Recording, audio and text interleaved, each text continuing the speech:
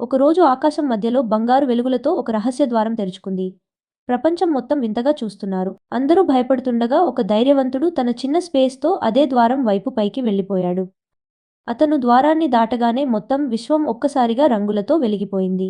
అలా అతడు ఒక కొత్త ప్రపంచంలోకి పోయాడు. అక్కడ గెలాక్సీ జలపాతాలు, మెరుపుల మేఘాలు, ఎగిరే రాళ్ళు, కాంతితో మెరిసే గ్రహాలు కనిపించాయి. అతను అలా చూస్తూ ఉన్నాడు. ఇంతలో ఆ ప్రపంచాన్ని కాపాడే భారీ క్రిస్టల్ రోబోట్ అతని ముందు నిలిచింది. ఆ రోబోట్ అతడు రోబోట్ మీద దాడి చేయడం మొదలుపెట్టారు. అంతరిక్షం మొత్తం కంపించింది. అతడు అలా దాడి చేస్తున్నప్పుడు ఒక క్రిస్టల్ అతడికి కనిపించింది. దాన్ని పట్టుకోగానే సమయం ఒక్కసారిగా ఆగిపోయింది. తరువాత ఉన్నట్టుండి భూమికి దారి చూపించింది. అతడు క్రిస్టల్ తీసుకొని భూమికి చేరుకొని ఆకాశం వైపు అలా చూస్తూ ఉన్నాడు. ఆకాశం పైన ఇంకా ఎన్నో రహస్యాలున్నాయి. నిజమైన కథ ఇప్పుడే ప్రారంభమవుతోంది అని మొదటి భాగం 1 ఇంతటితో అయిపోయింది. రెండో భాగం 2 కావాలంటే కింద కామెంట్ బాక్స్‌లో పార్ట్ 2 అని రాయండి.